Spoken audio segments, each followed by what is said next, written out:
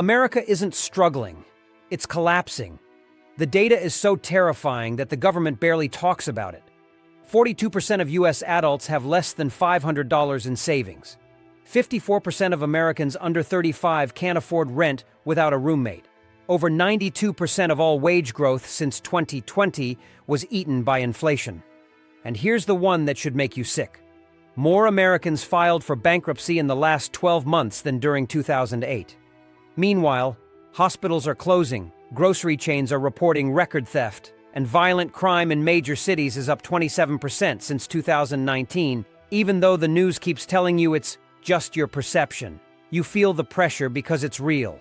You feel exhausted because you're being drained. You feel scared because deep down, you know something is seriously, dangerously wrong. This isn't bad luck. It's not a rough patch. This is the breakdown of everyday American life, and it's accelerating. America's grocery shelves are full, but your wallet is starving. You walk into a grocery store and the shelves look full, but that's the illusion, the deception.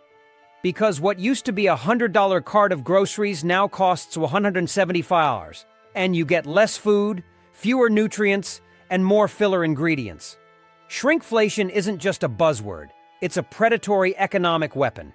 That family-size bag of chips, 20% smaller than it was in 2019. The yogurt cup, it's the same height but scooped inward so it looks full, but it's holding 1.2 ounces less. The USDA just confirmed that food-at-home prices are up 24.2% compared to pre-2020 levels. And that's just the average. Eggs, up 38%, bread, up 30%. But here's the real scandal. Your paycheck hasn't risen to match it. In fact, real wages adjusted for inflation, have stagnated or declined for the bottom 60% of households. The Bureau of Labor Statistics said the average American household spent $8,289 on groceries in 2023. That's up from $6,500 just 5 years ago. And here's the kicker. People think they can save money by switching stores, maybe from Target to Aldi, from Whole Foods to Walmart. But now every chain is playing the same game. They've created a race-to-the-bottom economy where cheap doesn't mean affordable anymore. It means hollow. You're buying fillers, preservatives, and synthetic calories, not food. And what's worse, food insecurity in the U.S. has quietly doubled. According to Feeding America, over 44 million Americans, including 1 in 5 children, now live in food-insecure households. You can't just budget better your way out of this. We're not mismanaging our money, we're being bled dry in slow motion. Oh, and if you think farming will save you, good luck. Fertilizer prices spiked 78% in the past 2 years. Diesel for tractors is still above $4 in some states. And we just lost another 14,000 farms in 2024 alone. Nobody's talking about it, but our food system is being consolidated under 4 conglomerates, and they're not there to help you. They're building a future where your food will be printed, cloned, or patented, and your ability to feed yourself independently, gone.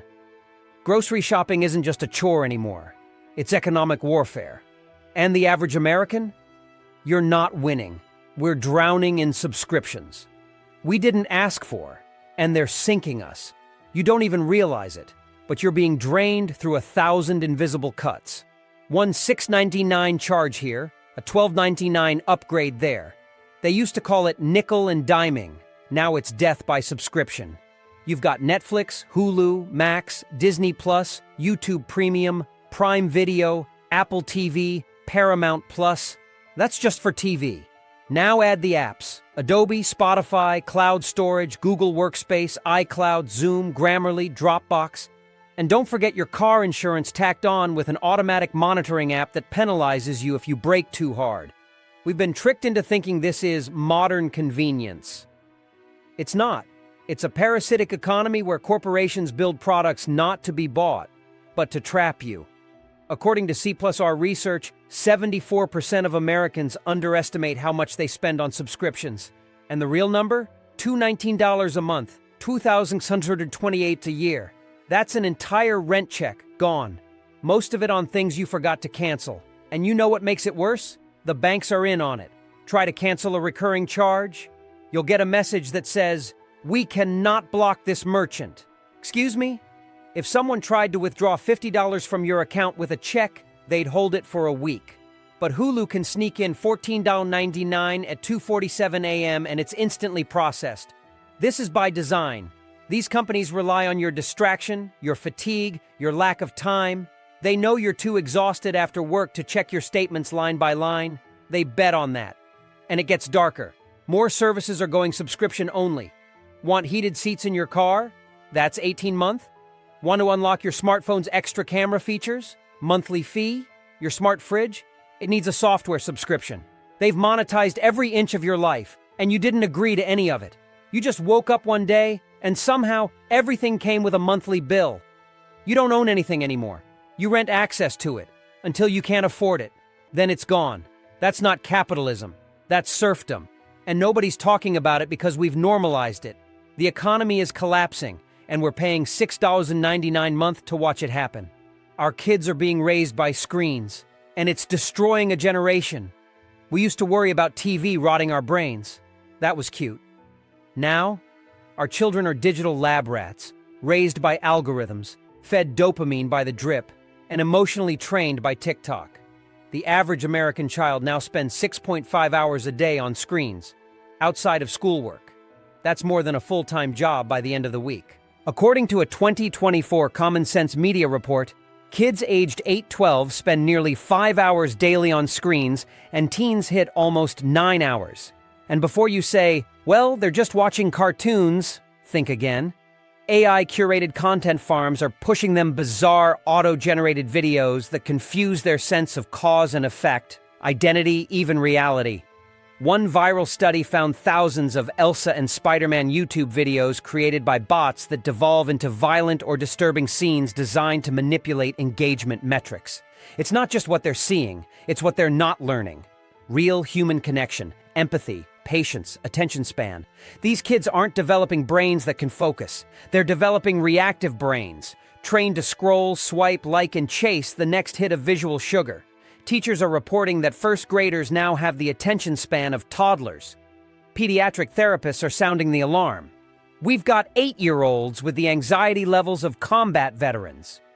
And you can't blame the parents entirely. What parent working 2 jobs, commuting 90 minutes, and living in a 1-bedroom apartment can afford Montessori toys, $400 summer camps, and 24/7 supervision? The system is built to break the family and outsource child rearing to tech. And here's the eerie part. These platforms don't just track what your child likes, they train them. Through facial recognition, eye tracking, audio feedback, they learn what makes your child tick and tailor the next video to keep them locked in. It's not entertainment, it's digital conditioning. And it's not an accident. It's a $1 trillion market. Childhood development sold to the highest bidder. And you're not just losing your kid to a screen, you're losing their potential, their ability to dream, to be bored, to imagine, because boredom is where creativity lives, and that's been replaced by passive consumption. We are witnessing a generation that may grow up brilliantly connected and completely unrooted. The collapse isn't just economic, it's biological, it's generational, and it's happening before our eyes. Middle-class America is disappearing, and the government is lying about it. You ever feel like you're doing everything right but still sinking? That's not your imagination. That's the middle class being systematically wiped out. And no one in Washington is telling the truth about it. Look at the numbers. In the 1970s, 61% of American adults lived in middle-income households. Today, it's 49% according to Pew Research. That's a historic collapse. But even that stat is sugar-coated, because the way they define middle class now includes people making as little as $52,000 a year. And that's for a family of 3. In today's America, $52K means your rent eats 50% of your paycheck, your health insurance has a deductible higher than your savings, and one emergency away, you're bankrupt. And while they keep telling you unemployment is low, labor force participation is still below 63%, that's not recovery. That's people giving up, dropping out, because they've realized the game is rigged. And you want the ultimate insult? The Federal Reserve admitted that over 37% of Americans can't handle an unexpected $400 expense without going into debt or selling something. That's not a middle class. That's a barely hanging on class. Meanwhile, the government brags about GDP growth, stock market highs, job creation. But where's that growth going? You guessed it. 82% of all stock is owned by the top 10%. The booming economy you keep hearing about? That's code for the rich got richer while you were drowning in interest payments. And it's by design. The tax code rewards passive income, not hard work. The stimulus checks were bait. The inflation that followed was the trap. And while you were cutting back on groceries, 7 US billionaires doubled their net worth since 2020. Want to know what collapse looks like? It's when 2 working parents with college degrees can't afford a modest home in a safe neighborhood. It's when teachers are driving Uber at night and nurses are living in RVs. It's when the system still dares to call that middle class. They've redefined survival as success. And if we don't call it out for what it is, a slow eradication of the American dream, then we're going to wake up one day and realize we no longer have a middle class at all. Only the served and the servers. The credit trap has snapped shut, and it's too late for most people. They sold us the dream of credit. Swipe now, pay later, build your score, finance your future. But here's what they didn't tell you. Credit was never designed to help you get ahead. It was built to trap you.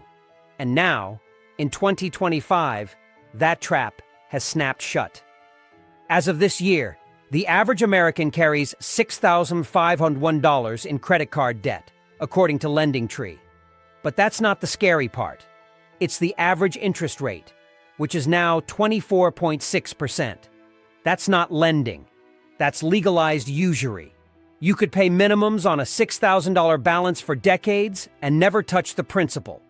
The credit companies know this. That's the business model. And people aren't using credit for vacations anymore. They're using it to eat. The Federal Reserve Bank of New York reported that delinquency rates on credit cards are now at their highest since 2011 and growing every month. Gen Z and millennials are being hit hardest.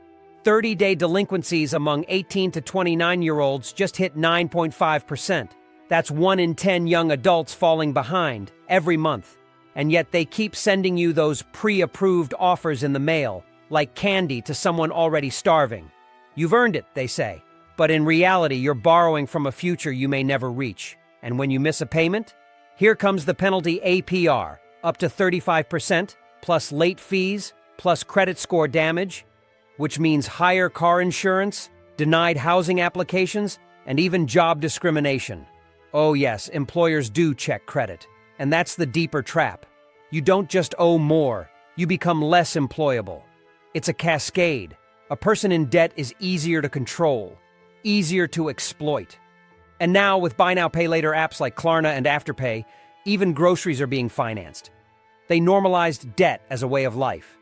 And now, the average American adult has over $21,800 in non-mortgage debt. That's student loans, credit cards, car payments, personal loans, just to exist. Debt isn't a phase anymore. It's the American experience. And you know what that means? If a single financial domino falls, one job loss, one illness, one car breakdown, it all comes crashing down. That's not freedom. That's financial servitude. And it's already here. America's infrastructure is rotting, and it's already costing lives. While they send billions overseas and tell us there's no money left for domestic repairs, the truth is rotting right under our feet, literally. America's infrastructure is in total collapse, and no one's sounding the alarm loud enough. You want proof? Let's start with roads. The American Society of Civil Engineers, ASCE, gave U.S. roads a D grade in its most recent report. That's not a typo. D, we have 173,000 miles of highways and major roads rated poor. That's 1 in 5. And it gets worse. Over 43,000 U.S. bridges are currently labeled structurally deficient.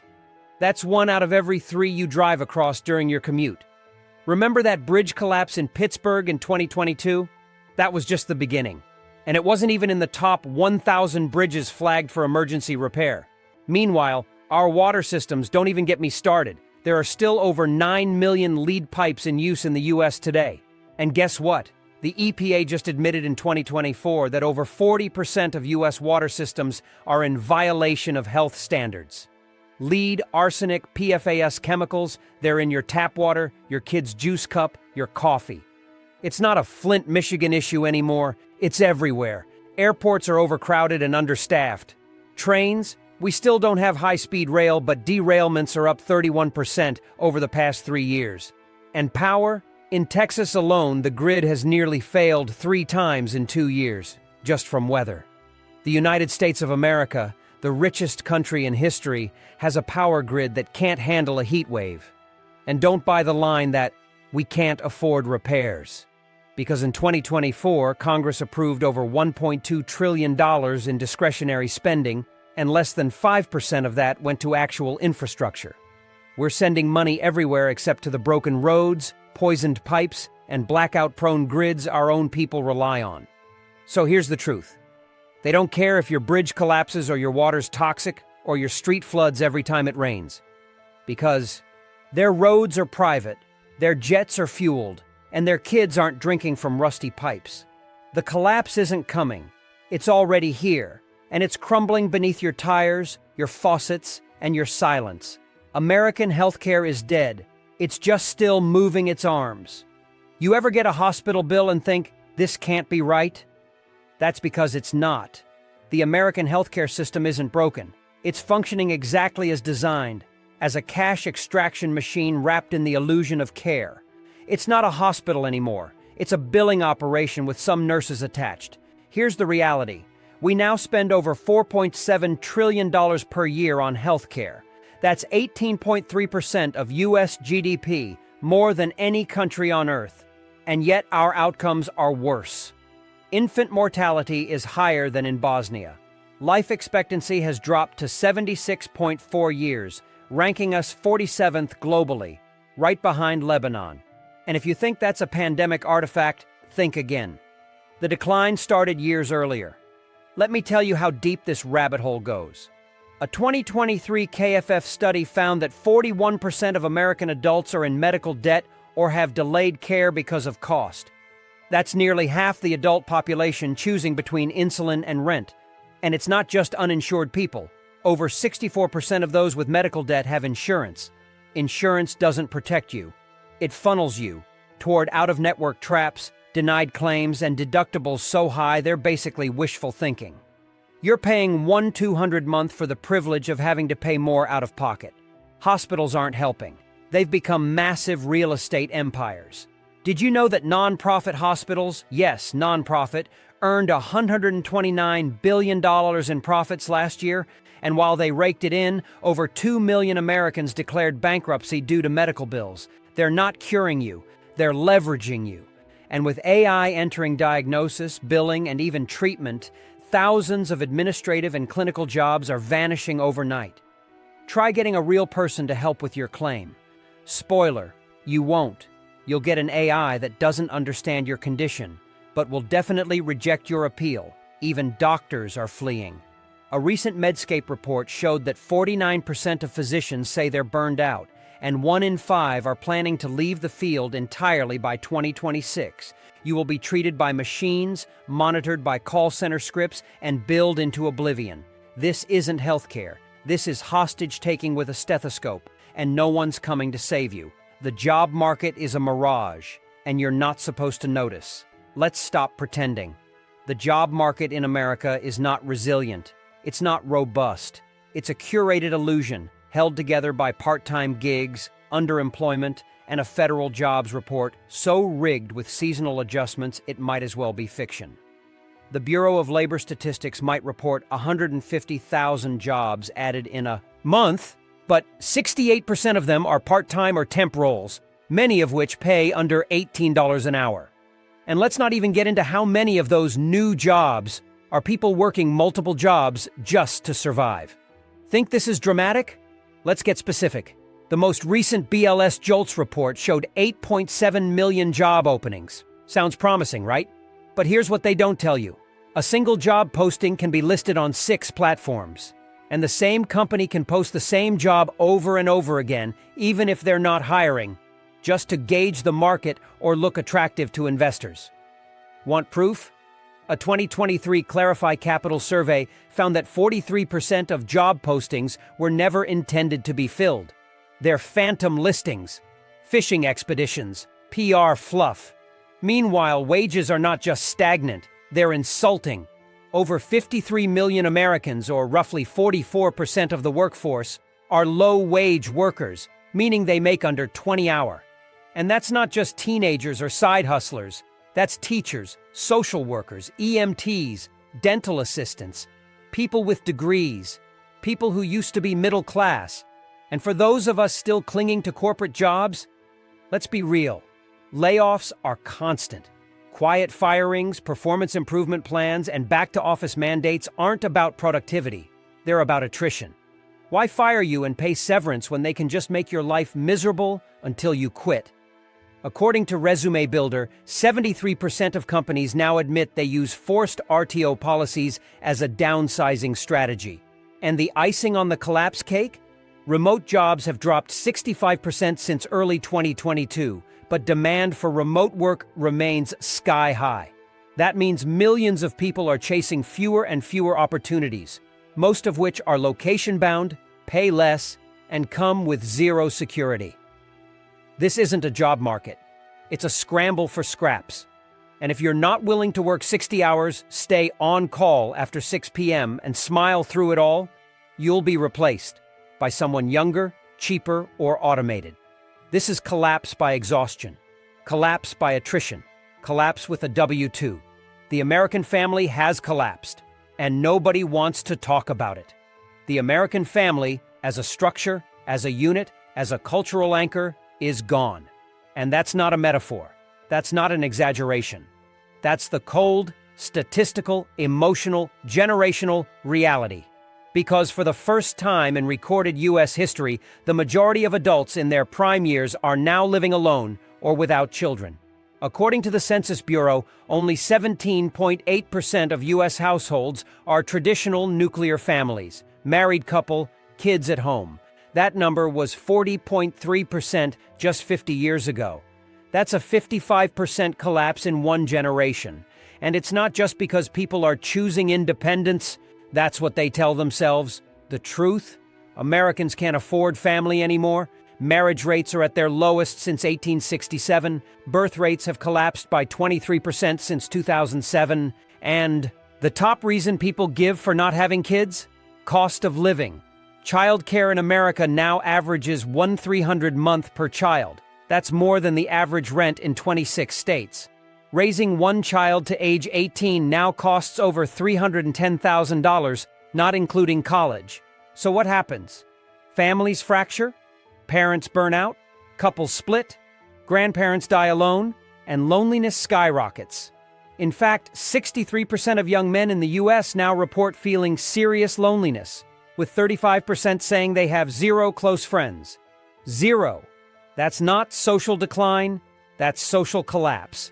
It's no wonder depression, anxiety, and suicide are at record highs. Gen Z has the highest rates of mental illness ever recorded in American youth, and they're not even 30 yet. This breakdown isn't natural. It's engineered. High rent, unstable jobs, endless debt, cultural division, all of it is designed to isolate and distract you. Because lonely, desperate people are easier to sell to, easier to manipulate, easier to control. Strong families resist tyranny. Broken people just scroll. The American family didn't die. It was dismantled. One bill, one divorce, one screen at a time. And the worst part? Most people won't even realize it's gone until they're sitting alone in a one-bedroom apartment wondering why no one's coming for Thanksgiving. They've taken hope from the American people, and that's how you know it's over. This is it. The final thread. The most devastating collapse of all. And it's not physical. It's not even financial. It's spiritual. Because what's really vanishing in America right now isn't jobs or homes or food. It's hope. And once that's gone, everything else follows. You can see it in the eyes of every overworked mom sitting in her car between shifts, crying quietly so her kids don't see. You can hear it in the voice of every 63-year-old man bagging groceries who thought he'd be retired by now. You can feel it in the silence that settles over a dinner table when a parent says, "We can't afford that this month," and everyone just nods. No pushback, no surprise, just resignation. A recent Gallup poll found that only 18% of Americans now believe that today's youth will have a better life than their parents. That's the lowest it's been in 70 years. Let that sink in. In the richest, most technologically advanced country in the world, people no longer believe in a better future. And when people stop believing in the future, they stop building one. They stop investing in community. They stop planning for tomorrow. They stop pushing back against injustice. They just try to survive. And survival mode is exactly where they want you. Because people in survival mode don't unionize. They don't protest. They don't dream. They just comply. The American dream was never about yachts or mansions or private jets. It was about a basic promise. If you work hard, you will have enough. Enough to live. Enough to rest. Enough to build a family. Enough to retire. And that promise has been shattered. Replaced by a new slogan. You'll own nothing, and you'll be happy. But you won't. You'll be tired. You'll be scared. And you'll be too distracted to notice the walls closing in. This is how civilizations die, not in fire, but in apathy. And when the American people lose hope, they don't riot. They don't fight. They just stop caring. And that's how you know it's already here. The collapse doesn't need to be declared. It doesn't need sirens. It just needs silence. And right now, that silence is deafening.